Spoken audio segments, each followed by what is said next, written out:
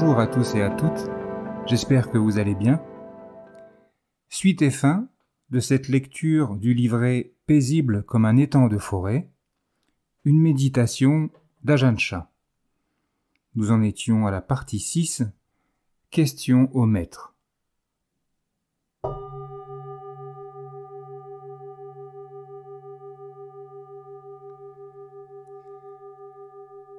L'une des manières les plus agréables de recevoir des instructions d'Ajahn Chah est de s'asseoir sous son kouti et d'écouter les réponses qu'il donne aux questions des moines du monastère ou des visiteurs laïcs qui ne cessent d'affluer. C'est là que l'on peut apprécier l'universalité de ce mode de pratique, car bien que certains jours il ne parle que de la récolte de riz avec un fermier local, la plupart des questions qui sont posées intéressent autant les Asiatiques que les Occidentaux. Il y a des questions sur le doute et la peur, sur les moyens d'apaiser le cœur et l'esprit, sur les opportunités et les difficultés que l'on rencontre si l'on veut mener une vie vertueuse et méditative. Au fil des ans, plusieurs centaines de chercheurs spirituels européens et américains ont trouvé le chemin de la forêt thaïlandaise pour pratiquer à Wat Pat Pong et dans ses monastères affiliés. Cela inclut les chercheurs, les voyageurs, les médecins et les volontaires du corps de la paix, jeunes ou âgés. Certains sont venus se faire ordonner pour de bon, pour faire de la voie monastique leur mode de vie. D'autres restent le temps d'une courte période de formation, puis retournent en Occident pour intégrer et appliquer le développement de l'attention à la vie dans le monde. Si nous écoutons attentivement les réponses aux questions posées, nous découvrirons que chacune d'elles pointe vers un mode de pratique et une liberté que nous pouvons mettre en œuvre dans notre vie. Chacune de ces réponses contient les graines du Dhamma de la libération et nous renvoie à la source de la vision juste et de la véritable compréhension, notre propre cœur et notre propre esprit. Questions-réponses. Une partie de ces questions-réponses et entretiens avec Ajahn Chah a été enregistrée lors de la visite d'un groupe de disciples occidentaux et d'enseignants du Dhamma à Wat Pat Pong. Ont également été incluses certaines des questions et réponses du livre Le Dhamma vivant, recueilli plus tôt pendant la retraite des pluies de 1970. Comment devrions-nous commencer la pratique ? La foi doit-elle jouer un rôle important au début ? Beaucoup de gens commencent avec peu de foi et peu de compréhension. C'est assez naturel. Nous devons tous commencer là où nous en sommes. Ce qui compte, c'est que la personne soit prête à examiner son esprit ainsi que les circonstances de sa vie, pour apprendre le maximum de choses sur elle-même de manière simple et directe.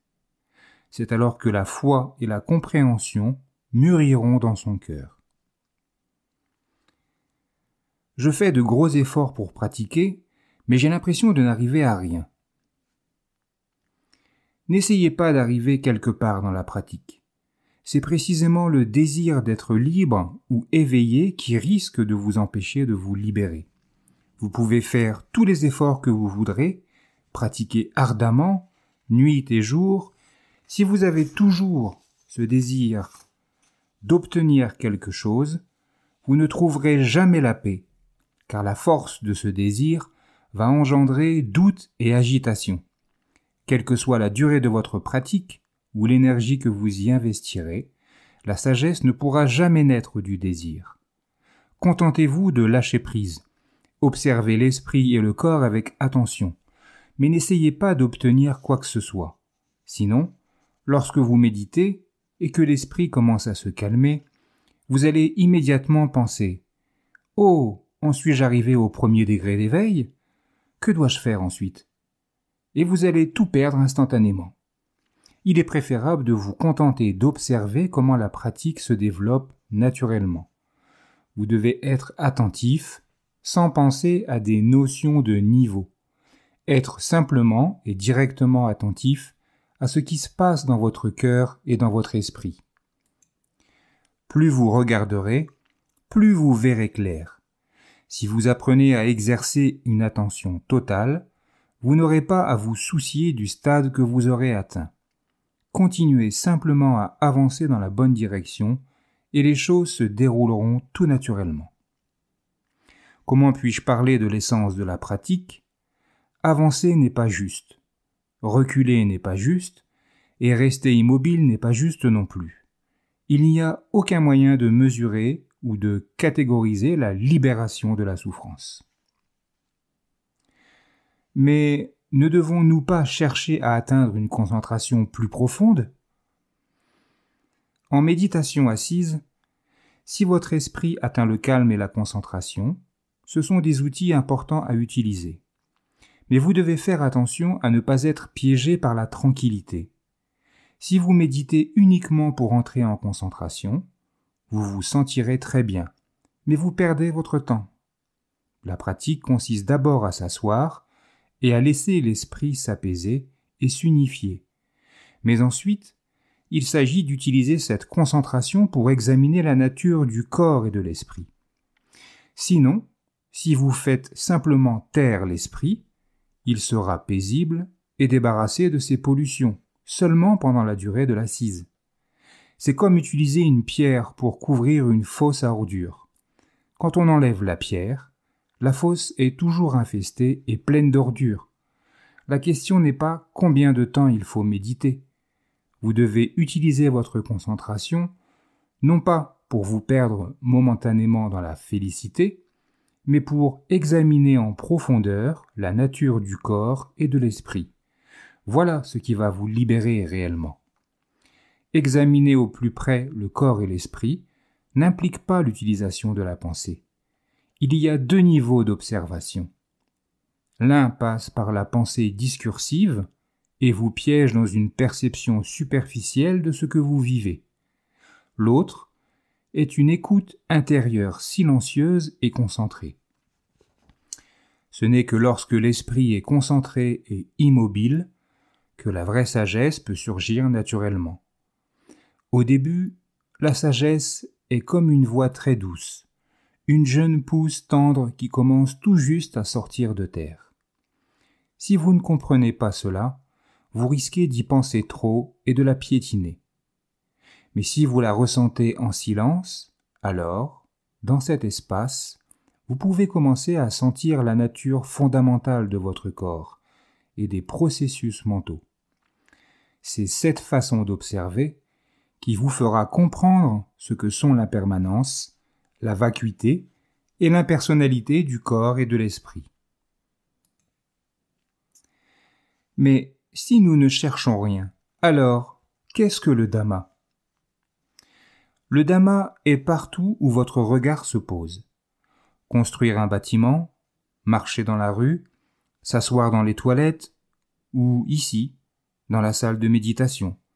Tout cela est le Dhamma. Lorsque vous comprenez les choses correctement, il n'y a rien au monde qui ne soit le Dhamma. Mais vous devez comprendre, le bonheur et le malheur, le plaisir et la douleur sont toujours avec nous. Lorsque vous comprenez leur nature, le Bouddha et le Dhamma sont présents. Quand vous voyez les choses clairement, chaque instant vécu est le Dhamma. Mais la plupart des gens réagissent aveuglément.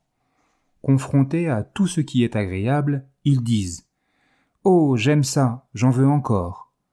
Et ils rejettent tout ce qui est désagréable. « Va-t'en, je n'aime pas ça, je veux que ça cesse ». Si, au contraire, vous vous autorisez à vous ouvrir complètement à la nature de chaque expérience, vécue de la manière la plus simple, vous ne ferez plus qu'un avec le Bouddha. C'est tellement simple et direct une fois qu'on l'a compris. Quand des choses agréables ou désagréables se présentent, comprenez qu'elles ne sont ni vous ni vôtres. Elles vont passer. Si vous ne considérez pas les phénomènes comme « moi » ou « mien », l'esprit s'équilibre. Cet équilibre est la voie juste, l'enseignement correct du Bouddha qui mène à la libération. Souvent les gens s'emballent, ils demandent Puis-je atteindre tel ou tel niveau de samadhi? Ou quel pouvoir puis-je développer? Ils ignorent complètement l'enseignement du Bouddha, pour ne s'intéresser qu'à un domaine qui n'a pas vraiment d'utilité. Vous trouverez le Bouddha dans les choses les plus simples qui se présentent à vous, si vous êtes prêt à regarder. Et l'essence de cet équilibre, c'est l'esprit qui ne se saisit de rien. Lorsque vous commencez à pratiquer, il est important d'avoir un bon sens de l'orientation. Au lieu de chercher à savoir où aller et de tourner en rond, consultez une carte ou parlez à une personne qui a suivi ce chemin afin d'avoir une idée de la route à suivre. La première fois que le Bouddha a enseigné la voie de la libération, il l'a appelée la voie du milieu, celle qui se trouve entre les extrêmes de la complaisance et de l'auto-mortification. L'esprit doit être ouvert à toute expérience, sans perdre son équilibre et tomber dans ses extrêmes. Cela permet de voir les choses sans réagir, sans les saisir, ni les rejeter. Lorsque vous comprenez cet équilibre, le chemin devient clair. Au fur et à mesure que votre compréhension grandit, lorsque les choses qui arrivent sont agréables, vous réalisez qu'elles ne dureront pas, qu'elles sont vides, qu'elles n'offrent aucune sécurité. De même, les choses désagréables ne posent pas de problème, car vous voyez qu'elles ne dureront pas non plus et qu'elles sont tout aussi vides. Enfin, en continuant à avancer sur la voie, vous vous rendrez compte que rien dans le monde n'a de valeur essentielle. Il n'y a rien à quoi s'accrocher. Tout est comme une vieille peau de banane ou une coque de noix de coco. Elles ne servent à rien. Elles ne vous intéressent aucunement. Quand vous voyez que les choses dans le monde sont comme des peaux de banane qui n'ont aucune valeur pour vous, vous êtes libre de marcher dans le monde sans être dérangé ni blessé de quelque manière que ce soit. C'est la route qui vous mène à la liberté. Recommandez-vous à vos disciples de faire de longues retraites intensives et silencieuses? C'est surtout une question d'individu. Il faut apprendre à pratiquer dans toutes les circonstances, aussi bien dans le brouhaha du monde que lorsqu'on est vraiment seul. Mais il est certain que commencer dans un endroit calme est une bonne chose. C'est l'une des raisons pour lesquelles nous vivons dans la forêt. Au début, on fait les choses lentement. On travaille à développer l'attention. Après un certain temps, on apprend à être attentif en toute situation. Certaines personnes ont demandé à faire une retraite intensive de 6 mois ou 1 an dans le silence. Pour cela, il n'y a pas de règle. Chacun doit décider pour soi. C'est comme les chariots à bœufs que les villageois utilisent ici. Si le conducteur transporte une charge jusqu'en ville, il doit évaluer la résistance du chariot, des roues et des bœufs. Peuvent-ils y arriver ou pas? De la même manière, l'enseignant et l'élève doivent être sensibles aux possibilités et aux limitations. L'élève est-il prêt pour ce genre de pratique? Est-ce le bon moment? Soyez fin et utilisez votre bon sens. Connaissez et respectez vos limites. Cela aussi, c'est la sagesse. Bouddha a parlé de 2 manières d'atteindre la libération, par la sagesse et par la concentration.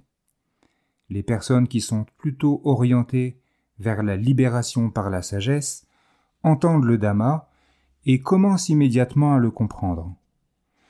Puisque tout l'enseignement consiste simplement à lâcher prise, à laisser les choses être, ils commencent la pratique du lâcher-prise d'une manière très naturelle, sans beaucoup d'efforts ni de concentration. Cette simple pratique peut finir par les mener là où il n'y a plus de lâcher-prise, et plus personne pour s'attacher à quoi que ce soit. D'autres, du fait de leur tempérament, ont besoin de beaucoup plus de concentration. Ils doivent s'asseoir en méditation et pratiquer de manière très disciplinée, sur une longue période de temps. Si cette concentration est utilisée correctement, elle devient source d'une vision profonde et pénétrante. Une fois que l'on sait concentrer l'esprit à volonté, c'est comme si on avait terminé ses études secondaires. On peut maintenant aller à l'université et étudier toutes sortes de choses. Une fois que le samadhi est puissant, on peut pénétrer dans les différents plans d'absorption méditative ou expérimenter tous les niveaux de vision pénétrante, selon ce que l'on choisit d'en faire. Dans tous les cas, la libération par la sagesse et la libération par la concentration doivent aboutir à la même liberté dans la pratique. Tous les outils de notre pratique utilisés sans attachement peuvent nous conduire à la libération. Les préceptes eux-mêmes, que ce soit les 5 préceptes des laïcs, les 10 préceptes des novices ou les 227 préceptes des moines, peuvent être utilisés de la même manière, comme ce sont des disciplines qui requièrent attention et renoncement. Leur utilité est infinie. Par exemple, si vous continuez d'affiner le simple précepte d'honnêteté et que vous l'appliquez à vos actions extérieures et à votre contemplation intérieure, il n'a pas de limite. Comme tout autre outil du Dhamma, il peut vous amener à la libération de la souffrance.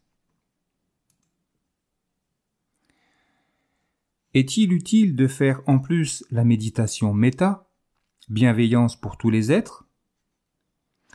Il peut être utile de répéter des paroles de bienveillance, mais c'est une pratique assez élémentaire.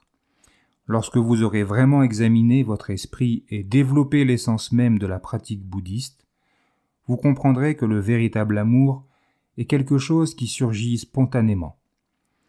Quand la différence entre moi et l'autre disparaît, il se passe tout naturellement quelque chose de très profond qui diffère du jeu d'enfant consistant à répéter la formule « que tous les êtres soient heureux, que tous les êtres ne souffrent pas ». Où devrions-nous aller étudier le Dhamma? Si c'est le Dhamma que vous cherchez, vous allez découvrir qu'il n'a rien à voir avec les forêts, les montagnes ou les grottes. Il n'existe que dans le cœur et l'esprit. La langue du Dhamma n'est ni l'anglais, ni le thaï, ni le sanskrit. Il a sa propre langue, qui est la même pour tout le monde, la langue de l'expérience. Il y a une grande différence entre les concepts et l'expérience directe. Quiconque met un doigt dans un verre d'eau brûlante aura la même expérience de la chaleur, bien qu'on puisse l'exprimer avec des mots différents dans différentes langues. Pareillement, quiconque regarde profondément dans son cœur et son esprit vivra la même expérience, indépendamment de sa nationalité, de sa culture ou de sa langue. Si vous arrivez à sentir cette saveur du Dhamma, dans votre cœur et dans votre esprit, vous devenez un avec les autres, comme si vous faisiez partie d'une grande famille. Le bouddhisme est-il donc très différent des autres religions? C'est l'affaire des religions authentiques, y compris le bouddhisme, d'amener les gens au bonheur qui découle du fait de voir clairement et honnêtement la réalité. Chaque fois qu'une religion, un système ou une pratique accomplit cela, vous pouvez l'appeler bouddhisme si vous voulez. Dans la religion chrétienne, par exemple, l'une des fêtes les plus importantes est Noël. L'année dernière, dans notre monastère, un groupe de moines occidentaux a décidé de faire de Noël un jour spécial, avec une cérémonie d'offrande de cadeaux et de mérites. Plusieurs de mes autres disciples m'ont interrogé à ce sujet en disant « S'ils se sont fait ordonner bouddhistes, comment peuvent-ils célébrer Noël? N'est-ce pas une fête chrétienne ?» Ce soir-là, en donnant l'enseignement, j'ai expliqué que tous les peuples du monde sont fondamentalement semblables. Les appeler Européens, Américains ou Thaïlandais, c'est simplement se référer à leur lieu de naissance ou à leur couleur de cheveux. Mais ils ont tous fondamentalement le même type d'esprit et de corps. Tous appartiennent à la même famille d'êtres qui naissent, vieillissent et meurent. Lorsque vous comprenez cela, les différences perdent toute importance. Par conséquent, si Noël est une occasion pour les gens de faire un effort particulier pour agir avec bonté, gentillesse et être utile aux autres, c'est important et merveilleux, quel que soit le système utilisé pour le décrire. Alors j'ai dit aux villageois, nous appellerons ce jour Kris Buddha Ma. Petit 18. Mélange du nom du Bouddha avec le mot Christmas, Noël en anglais. Alors j'ai dit aux villageois, nous appellerons ce jour Kris Buddha Math. Tant que les gens pratiquent correctement, ils pratiquent le christian-bouddhisme. Et tout est bien. J'enseigne de cette façon pour que les gens apprennent à lâcher leur attachement à divers concepts et qu'ils puissent voir les événements d'une manière directe et naturelle. Tout ce qui nous inspire à voir ce qui est vrai et à faire ce qui est bien est une bonne pratique. Après, vous pouvez appeler ça comme vous voudrez. Pensez-vous que l'esprit des Asiatiques et celui des Occidentaux soient différents? Fondamentalement, il n'y a pas de différence. Les coutumes extérieures et la langue peuvent sembler différentes, mais l'esprit humain a des caractéristiques naturelles identiques pour tous. L'avidité et la négativité sont les mêmes dans un esprit oriental ou occidental. La souffrance et la cessation de la souffrance sont les mêmes pour tous. Est-il conseillé de lire beaucoup ou d'étudier les Écritures dans le cadre de la pratique? Le Dhamma du Bouddha ne se trouve pas dans les livres. Si vous voulez vraiment voir par vous-même de quoi parlait le Bouddha, inutile de vous embarrasser de livres. Soyez attentif à votre cœur et à votre esprit. Observez-les pour voir comment les sentiments et les pensées vont et viennent. Ne vous attachez à rien. Soyez juste attentif à tout ce qu'il y a à voir. C'est ainsi que l'on arrive aux vérités du Bouddha. Soyez naturel. Tout ce que vous faites dans la vie que vous menez ici est une occasion de pratiquer. Tout est Dhamma. Lorsque vous accomplissez vos tâches, essayez d'être attentif. Si vous videz un crachoir ou nettoyez des toilettes, ne croyez pas que vous faites une faveur à quelqu'un d'autre. Le Dhamma est présent dans le fait de vider les crachoirs. Ne croyez pas que vous pratiquez seulement quand vous êtes assis, immobile et jambes croisées. Certains d'entre vous se sont plaints de ne pas avoir assez de temps pour méditer. Avez-vous assez de temps pour respirer? C'est cela votre méditation. Pleine attention et naturelle dans tout ce que vous faites. Pourquoi n'avons-nous pas d'entretien quotidien avec le Maître? Si vous avez des questions, vous pouvez venir me les poser quand vous voulez.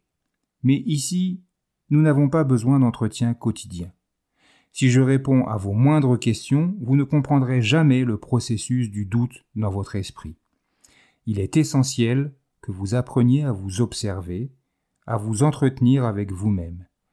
Écoutez attentivement les enseignements qui sont donnés tous les 2 ou 3 jours, puis utilisez-les pour les mettre en parallèle avec votre propre pratique. Est-ce pareil? Est-ce différent? Avez-vous des doutes? Qui doute? C'est seulement à travers l'investigation intérieure que vous pourrez comprendre. Que faire de mes doutes? Certains jours, je suis tourmenté par des doutes sur la pratique ou sur mes progrès, et même sur le Maître. Douter est naturel. Tout le monde a des doutes au début. Vous pouvez en apprendre beaucoup. L'important est de ne pas vous identifier à vos doutes. Autrement dit, ne vous laissez pas piéger par eux. Ne laissez pas votre esprit tourner en rond indéfiniment. Observez plutôt le processus du doute, du questionnement. Voyez qui est ceux qui doutent. Voyez comment les doutes vont et viennent. Ainsi, vous ne serez plus jamais victime de vos doutes. Vous en sortirez et votre esprit sera calme. Vous verrez que tout va et vient. Lâchez simplement ce à quoi vous êtes attaché. Lâchez vos doutes et contentez-vous d'observer. Voilà comment mettre fin aux doutes. Qu'en est-il des autres méthodes de pratique? De nos jours, il semble y avoir tellement d'enseignants et de systèmes de méditation différents que c'en est déroutant. C'est comme aller en ville. On peut arriver par le nord, par le sud-est, par de nombreuses routes. Souvent, ces systèmes ne diffèrent qu'extérieurement. Que vous marchiez d'une manière ou d'une autre, rapidement ou lentement, si vous êtes attentif, c'est la même chose. Il y a un point essentiel où toutes les bonnes pratiques doivent finir par aboutir, le non-attachement. Au bout du compte, il faut abandonner tous les systèmes de méditation. On ne doit pas non plus s'attacher à l'enseignant.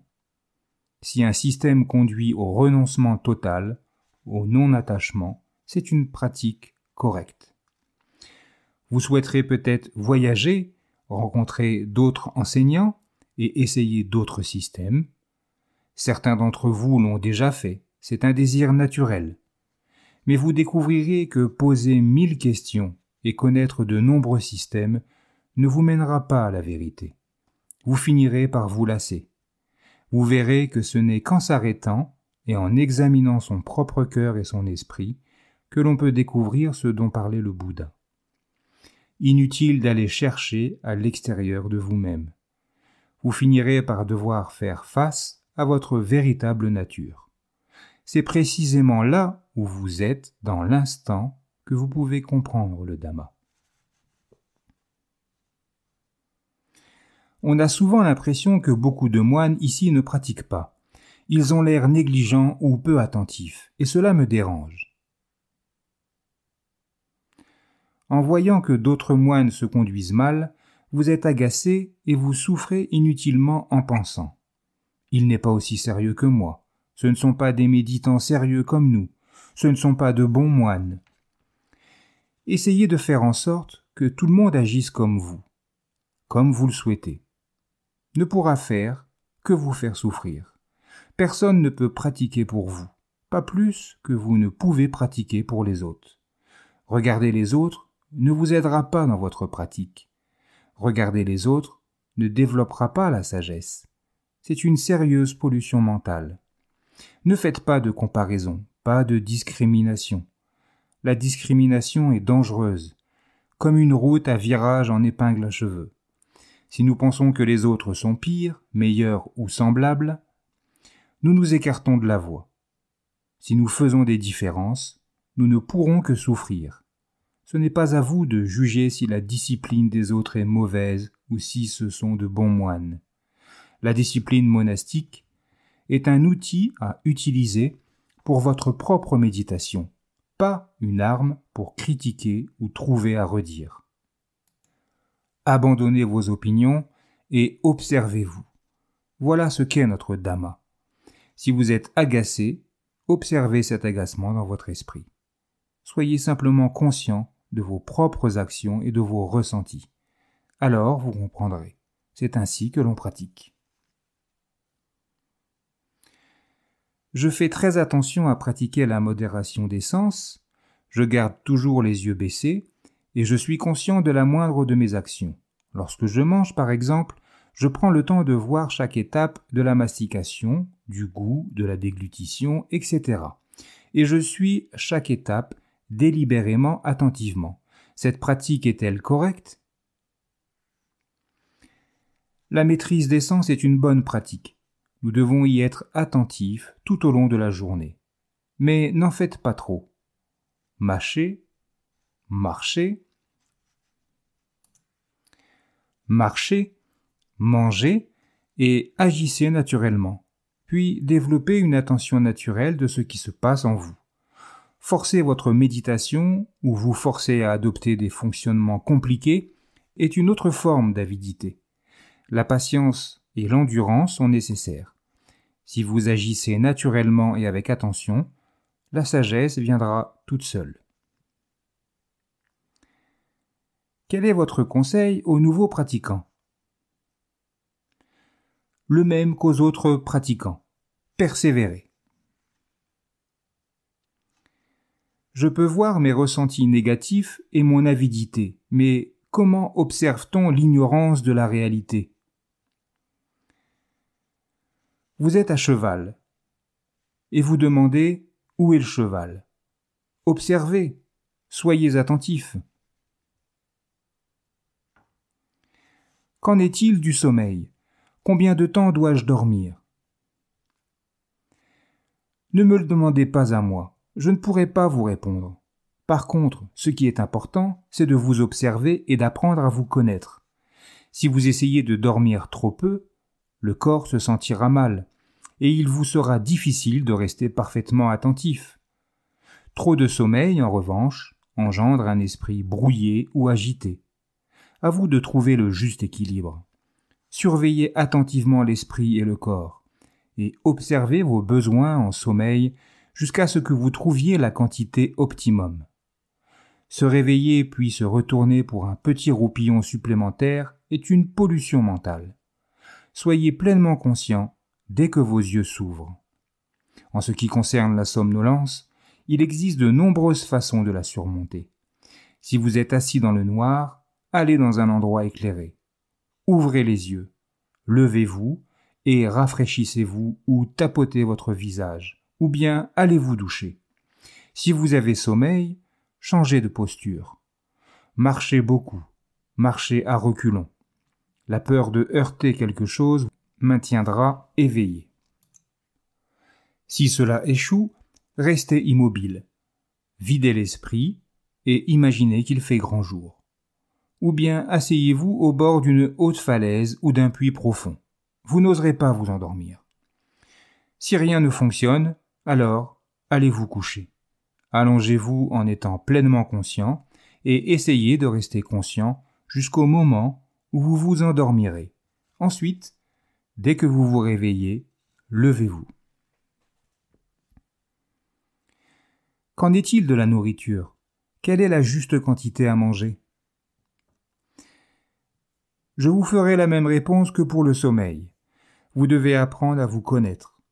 Les aliments doivent être consommés pour satisfaire les besoins du corps. Les obstacles mentaux comme le désir ou la colère sont-ils simplement illusoires ou sont-ils réels?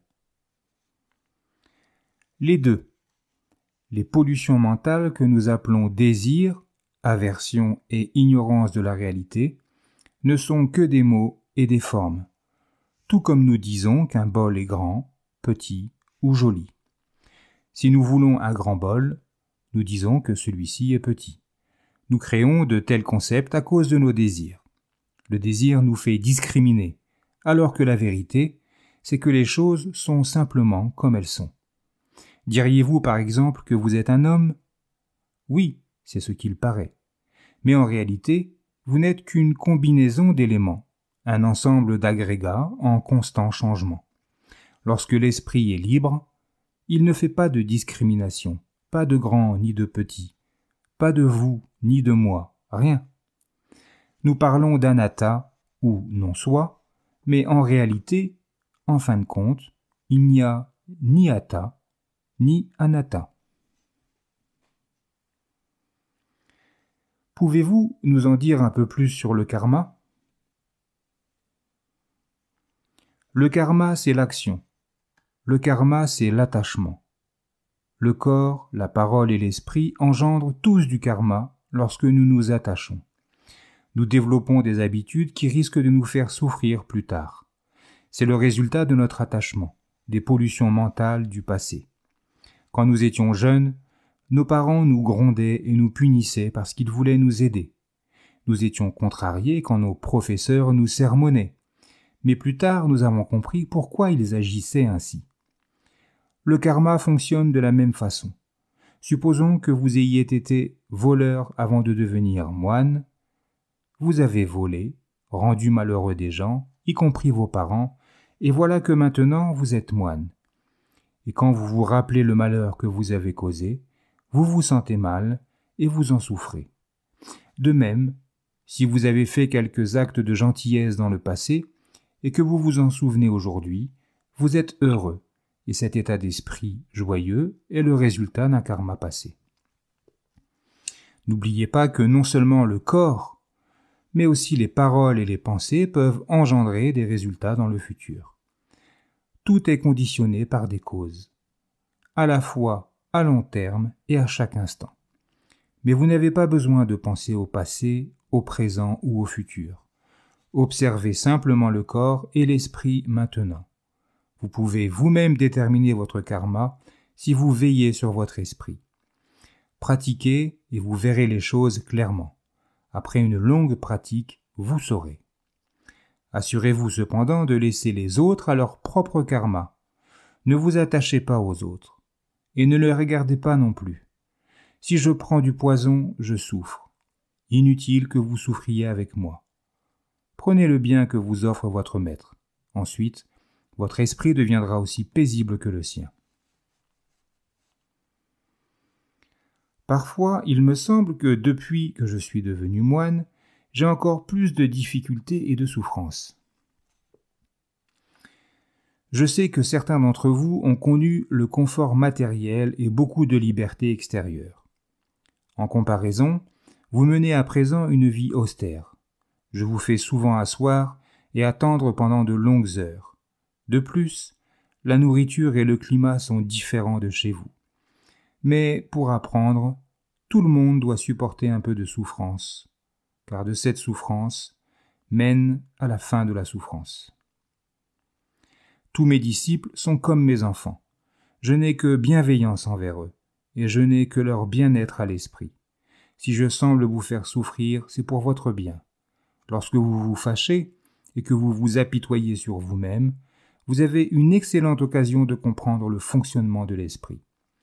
Le Bouddha a dit que nos pollutions mentales étaient nos maîtres. Les personnes sans trop d'éducation n'ont aucune difficulté à pratiquer. Mais je sais que certains d'entre vous, qui sont bien éduqués et très compétents. C'est comme si vous, les Occidentaux, vous aviez une très grande maison à nettoyer. Lorsque vous aurez nettoyé la maison, vous aurez un grand espace de vie. Vous devez être patient. La patience et l'endurance sont essentielles à notre pratique. Quand j'étais jeune moine, je n'ai pas dû surmonter autant d'obstacles que vous. Je connaissais la langue et je mangeais une nourriture que je connaissais depuis toujours. Et pourtant, certains jours, j'ai désespéré. Je voulais tout quitter, ou même me suicider. Ce type de souffrance vient de nos idées erronées. Lorsqu'on voit la vérité, on est libéré des idées fausses et des opinions.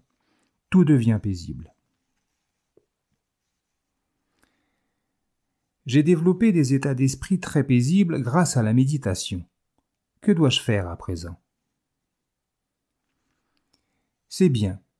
Apaiser l'esprit, développer la concentration et utiliser ce calme pour examiner le corps et l'esprit. Même quand le cœur n'est pas en paix, il faudra les étudier. C'est seulement après que vous connaîtrez une véritable paix. Pourquoi? Parce que vous aurez vu l'impermanence. La paix elle-même doit être vue comme impermanente. Si vous êtes attaché à des états d'esprit paisibles, vous souffrirez quand vous ne les aurez pas. Lâchez tout, même cette paix. On dit que vous craignez les disciples très diligents. Est-ce vrai? Oui, c'est vrai. J'ai peur qu'ils soient trop sérieux. Ils font trop d'efforts sans sagesse.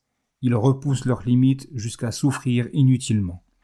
Certains d'entre vous ont décidé que vous alliez vous éveiller. Vous serrez les dents et luttez tout le temps.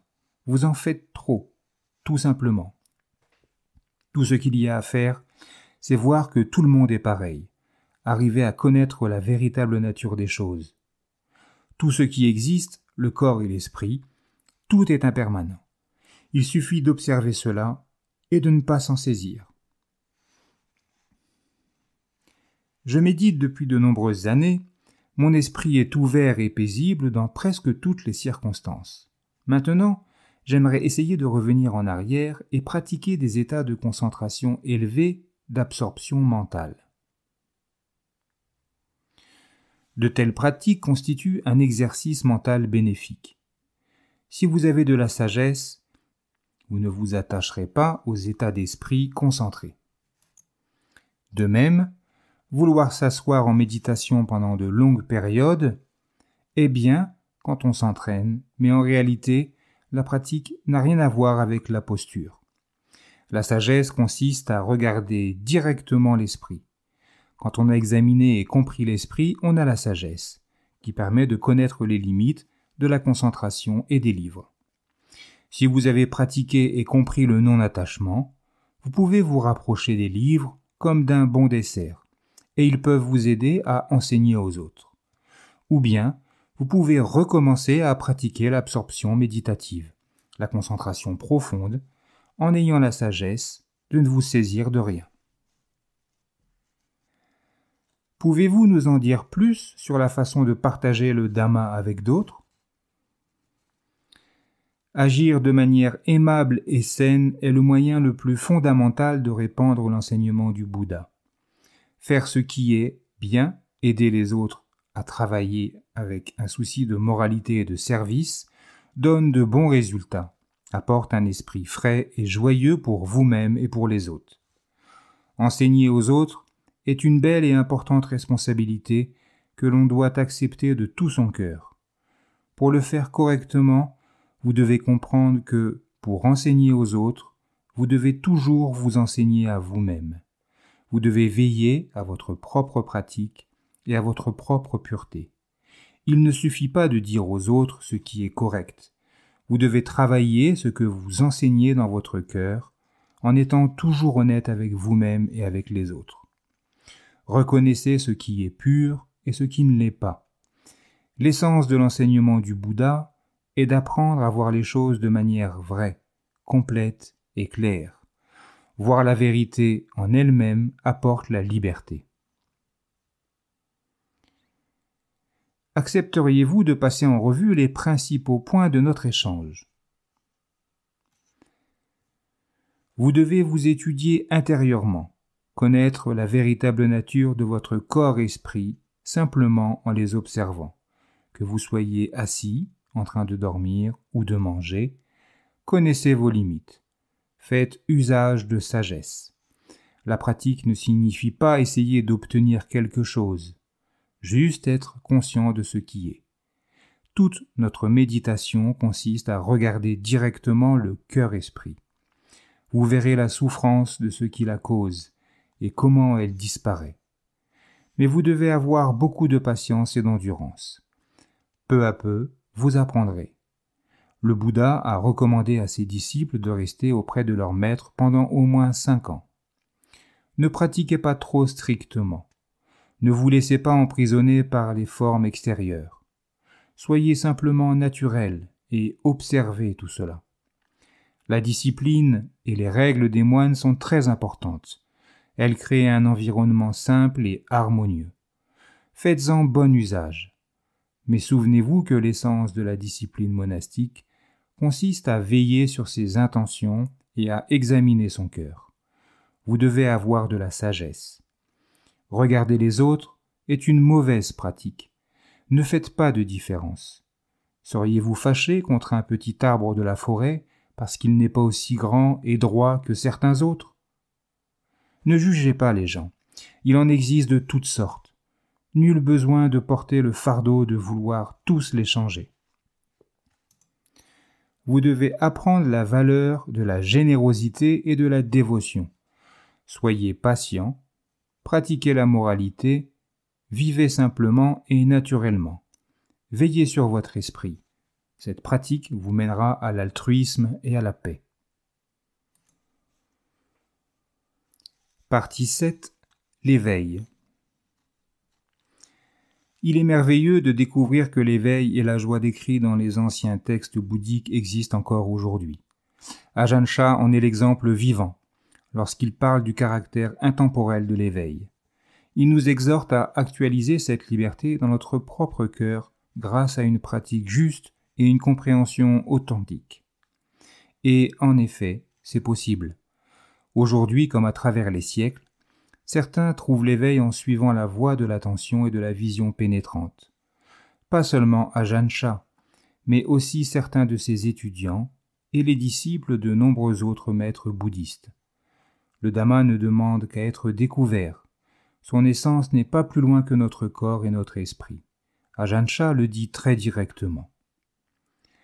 Posez tout, lâchez toute saisie, tout jugement, et n'essayez pas d'être quoi que ce soit.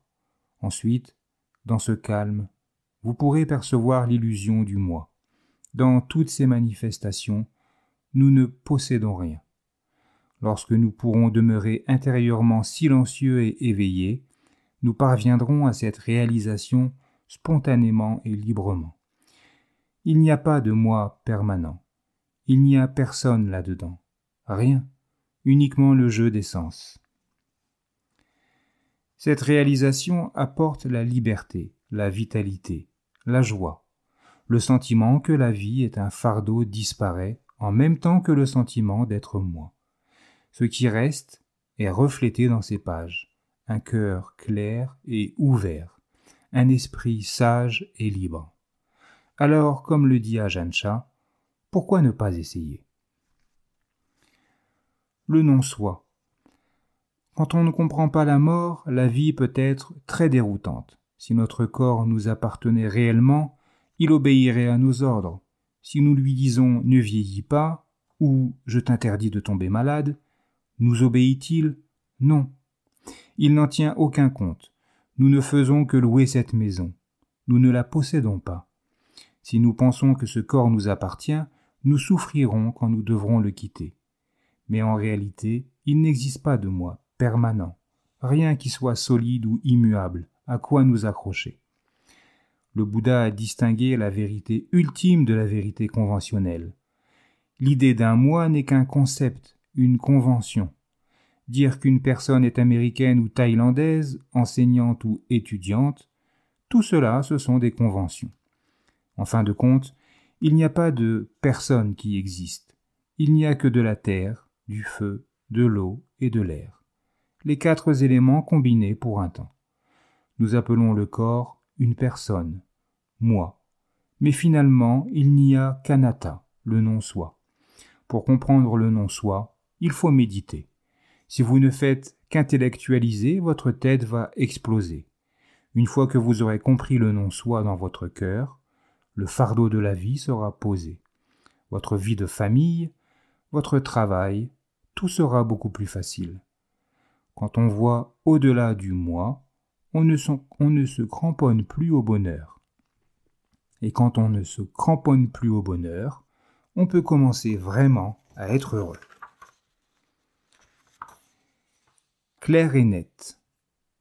Une villageoise âgée, fidèle pratiquante d'une province voisine, est venue en pèlerinage à Wat Patpong. Elle a dit à Ajahn Chah qu'elle ne pouvait pas s'attarder car elle devait rentrer s'occuper de ses arrière-petits-enfants. Et comme c'était une vieille dame, elle lui a demandé s'il voulait bien lui donner un enseignement sur le Dhamma qui soit bref. Il répondit avec force. « Alors, écoutez bien. Il n'y a personne ici, juste ceci. Aucun propriétaire. Personne pour être vieux ou jeune, bon ou mauvais, faible ou fort. Juste ceci. Divers éléments de la nature qui jouent leur rôle. Tous vides de moi. Personne qui naissent et personne qui meurt. Ceux qui parlent de la mort parlent le langage des enfants ignorants. Dans le langage du cœur, du Dhamma, il n'y a rien de tel. Lorsque nous portons un fardeau, c'est lourd. Mais s'il n'y a personne pour le porter, il n'y a pas le moindre problème. Ne cherchez ni le bien, ni le mal, ni quoi que ce soit. Ne soyez rien. Il n'y a rien d'autre. Juste cela. Eau souterraine. Le Dhamma n'appartient à personne. Il n'a pas de propriétaire. Il apparaît dans le monde lorsqu'un monde se manifeste, mais reste seul témoin de la vérité. Il est toujours là, immobile, sans limite, disponible pour tous ceux qui le cherchent. C'est comme l'eau souterraine. Toute personne qui veut bien creuser un puits la trouve. Mais que vous creusiez ou pas, elle est toujours là, sous-jacente. Dans notre recherche du Dhamma, nous allons trop loin, nous forçons exagérément et nous oublions l'essentiel. Le Dhamma n'est pas éloigné. On ne le trouvera pas au bout d'un long voyage ou à travers un télescope. Il est ici même, au plus proche de nous. C'est notre véritable essence, notre vrai moi, le non-moi. Quand on voit cette essence, il n'y a pas de problème, pas de souci. Le bien, le mal, le plaisir, la douleur, la lumière, l'obscurité, soi et les autres, ce ne sont que des phénomènes vides. Si nous en venons à connaître cette essence, nous mourrons à notre ancien sentiment d'être une personne, et nous serons vraiment libres. Nous pratiquons pour lâcher prise, pour abandonner, pas pour obtenir. Mais avant de pouvoir abandonner notre identification au corps et à l'esprit, nous devons connaître leur véritable nature. Ensuite, le détachement se produit naturellement. Rien n'est moi ni mien, tout est impermanent. Pourquoi ne peut-on pas dire que le nibbana m'appartient ? Parce que ceux qui réalisent le nibbana n'ont aucune pensée de moi ou de mien. Dans le cas contraire, ils ne pourraient pas le réaliser. Bien qu'ils connaissent la douceur du miel, ils ne se disent pas « je goûte la douceur du miel ». La voie du Dhamma consiste à continuer à avancer. Mais dans le vrai Dhamma, on ne peut ni avancer, ni reculer, ni rester immobile. La joie du Bouddha. Si tout est impermanent, insatisfaisant et impersonnel, quel est le but de l'existence ? Un homme regarde une rivière couler. S'il ne veut pas qu'elle coule, qu'elle change constamment selon sa nature, il souffrira beaucoup. Un autre homme comprend que la nature de la rivière est de changer constamment, qu'il le veuille ou non, et, par conséquent, il ne souffre pas. Comprendre que l'existence est comme cette rivière, vide de plaisir durable, vide de moi, c'est trouver ce qui est stable et exempt de souffrance. C'est trouver la vraie paix dans le monde. Certaines personnes demanderont peut-être « Alors, quel est le sens de la vie ? Pourquoi sommes-nous nés ?» Je ne peux pas vous le dire. Pourquoi mangez-vous ? Vous mangez pour ne plus avoir à manger. Vous êtes nés pour ne pas avoir à naître de nouveau. Parler de la vraie nature des choses, de leur impersonnalité, du fait qu'elles sont vides de moi, est difficile. Après avoir entendu les enseignements, chacun doit développer les moyens de les comprendre. Pourquoi pratiquons-nous ? S'il n'y a pas de pourquoi, nous sommes en paix. Le chagrin ne peut pas s'emparer de celui qui pratique ainsi. Les 5 agrégats sont des meurtriers. Si nous sommes attachés au corps, nous serons attachés à l'esprit et vice-versa. Nous devons cesser de croire ce que raconte notre esprit. Utiliser les préceptes et la méditation de la tranquillité pour développer la modération et une attention constante. Ensuite, vous verrez apparaître plaisir et déplaisir, mais vous ne suivrez aucun des deux, car vous serez conscient que tous les états d'esprit sont impermanents, insatisfaisants et impersonnels. Apprenez à vous poser dans le calme. Dans ce calme, la vraie joie du Bouddha viendra vous trouver. Ramasser des mangues. Lorsque vous avez de la sagesse, être en contact avec des objets sensoriels, bons ou mauvais, agréables ou douloureux, équivaut à se tenir sous un manguier et à récolter les fruits pendant qu'une autre personne grimpe à l'arbre et secoue les branches pour vous. On a le choix entre les mangues bonnes ou pourries, et on ne gaspille pas ses forces, car on n'a pas à grimper sur l'arbre. Qu'est-ce que cela veut dire ? Tous les objets sensoriels qui nous parviennent nous apportent des connaissances. Les 8 passions du monde, gain et perte, bonne et mauvaise réputation, louange et reproche, douleur et plaisir, sont comme des mangues qui tombent à nos pieds. La vie nous les renvoie. Si votre cœur-esprit a développé calme et sagesse, vous pourrez utiliser votre concentration et votre tranquillité pour contempler les fruits et les récolter tranquillement en faisant la distinction entre ceux qui sont bons et ceux qui sont gâtés. C'est ce que l'on appelle la sagesse. Si la sagesse est présente, la vision pénétrante ou vipassana apparaît tout naturellement. Le Bouddha intemporel. Le cœur-esprit originel brille comme une eau pure et claire au goût délicieux. Mais si le cœur est pur, notre pratique est-elle terminée ? Non, nous ne devons nous accrocher à rien, pas même à cette pureté.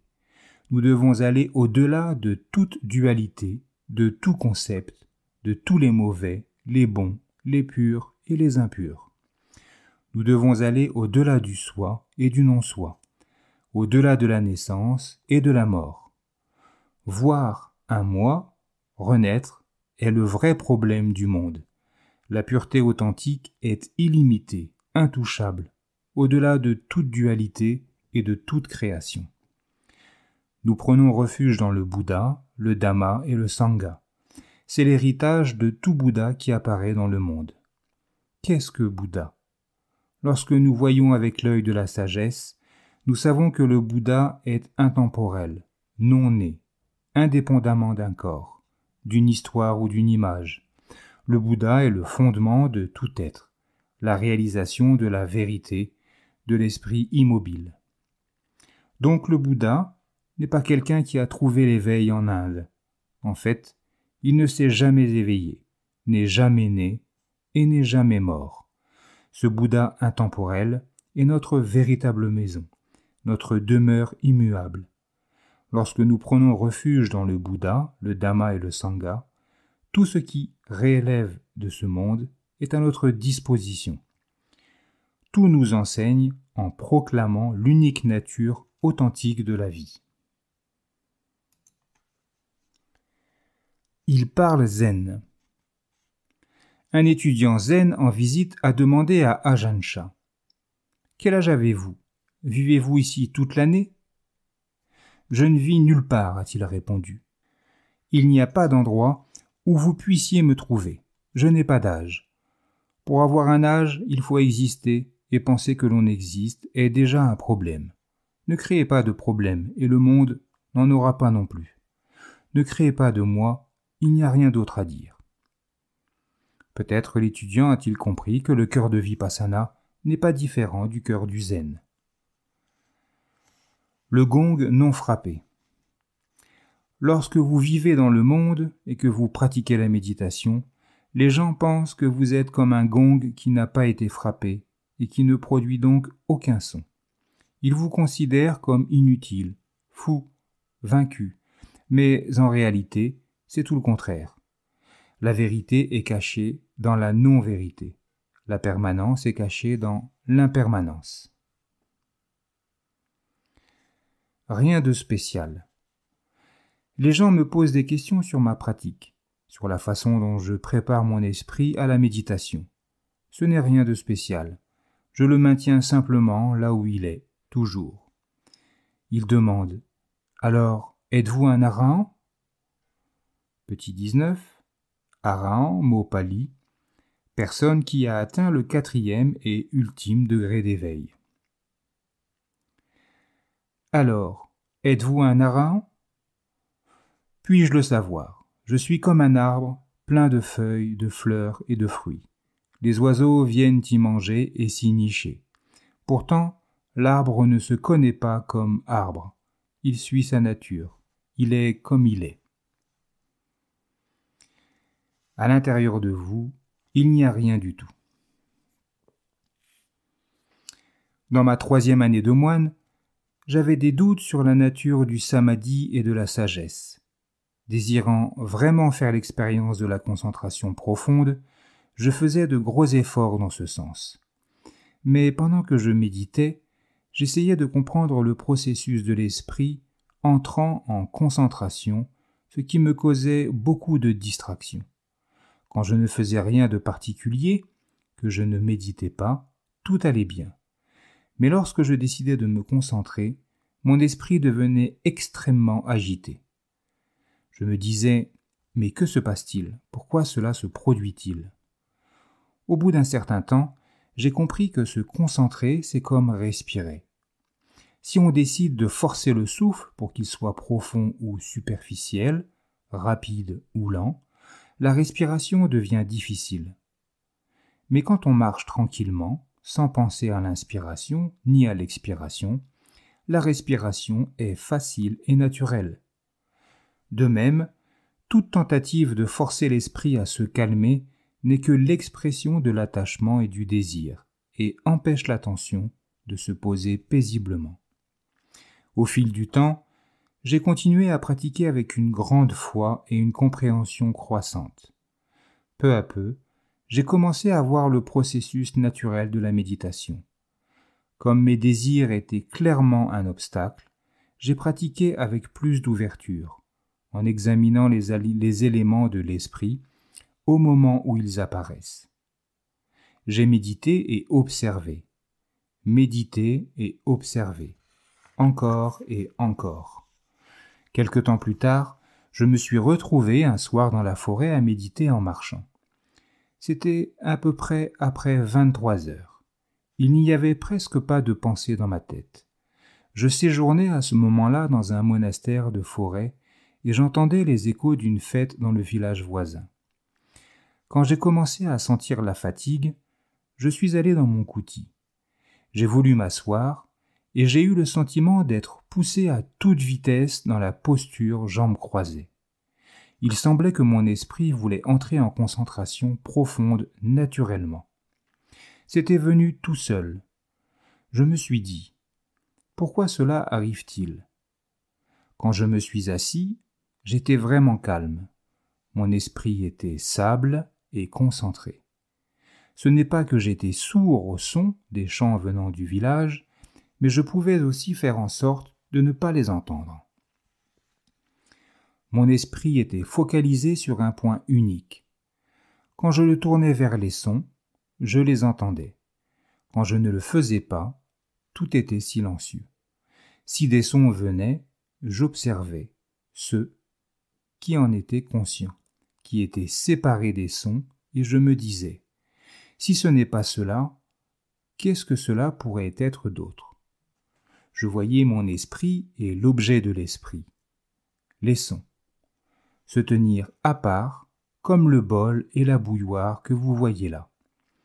L'esprit et les sons n'étaient pas connectés du tout. J'ai continué à examiner ainsi, et puis j'ai compris. J'ai vu ce qui maintenait le sujet et l'objet ensemble. Et j'ai compris que lorsque cette connexion est rompue, la vraie paix peut émerger. À ce moment-là, mon esprit ne s'intéressait à rien d'autre. Si j'avais voulu arrêter la contemplation, j'aurais pu le faire à mon aise. Lorsqu'un moine décide d'arrêter de méditer, il est censé se demander « Suis-je paresseux ? Suis-je fatigué ? Suis-je agité ?» Mais là, il n'y avait ni paresse, ni fatigue, ni agitation dans mon esprit. Tout était simplement complet et suffisant en tout point. Lorsque je me suis arrêté pour me reposer, c'est seulement l'assise qui s'est arrêtée. Mon esprit est resté le même, toujours aussi stable et ferme. Quand je me suis allongé, mon esprit était aussi tranquille qu'avant. Mais lorsque ma tête a touché l'oreiller, il y a eu comme un retournement dans l'esprit. Je ne savais pas où il allait, mais il s'est tourné à l'intérieur, comme un courant électrique qu'on branche, et mon corps a explosé avec de grands bruits. L'attention était aussi finement présente que possible. Au-delà de ce stade, l'esprit est encore plus loin, et là, tout au fond, il n'y avait rien, rien du tout. Rien n'y entrait, rien ne pouvait l'atteindre. La conscience s'est arrêtée là un moment, puis elle est sortie. Ce n'est pas moi qui l'ai fait sortir, non, j'étais un simple observateur, une présence consciente. Quand je suis sorti de là, je suis revenu à mon état d'esprit normal, et une question m'est venue. Que s'est-il donc passé ? La réponse est arrivée spontanément. Ces choses sont juste ce qu'elles sont. Inutile d'en douter. Voilà tout ce qui a été dit, et mon esprit s'en est satisfait. Après s'être arrêté pendant un certain temps, l'esprit s'est à nouveau tourné vers l'intérieur. Je n'ai rien fait pour cela, il s'est tourné tout seul. Une fois entré, il a atteint la même limite qu'avant. Cette seconde fois, mon corps s'est brisé en fines particules et l'esprit a pénétré plus loin, silencieux, inaccessible. Après être resté là aussi longtemps qu'il le souhaitait, il est ressorti et je suis revenu à la normale. Pendant tout ce temps, l'esprit agissait de lui-même.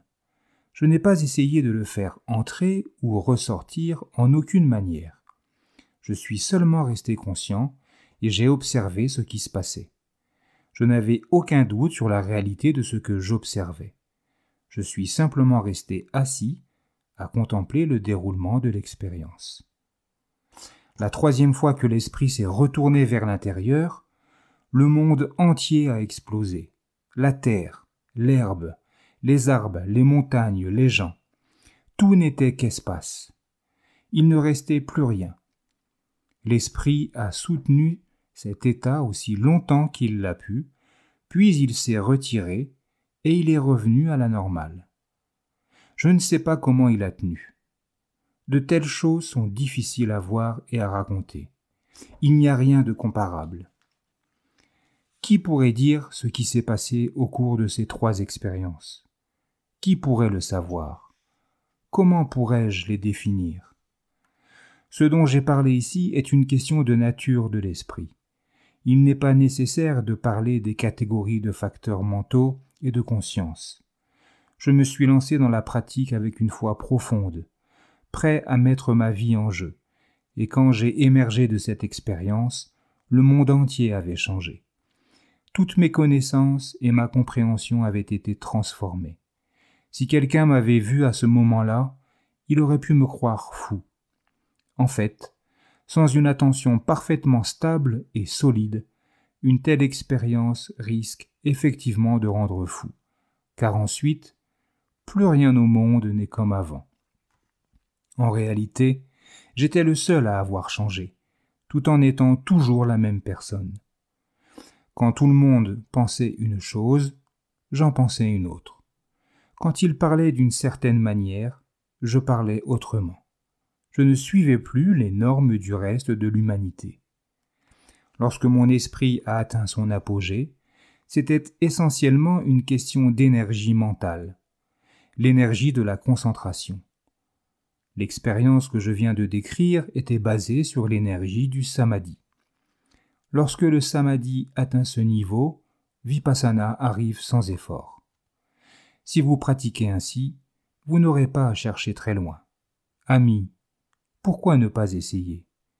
Il y a un bateau que vous pouvez amener jusqu'à l'autre rive. Pourquoi ne pas sauter dedans? Ou préférez-vous la boue et la vase?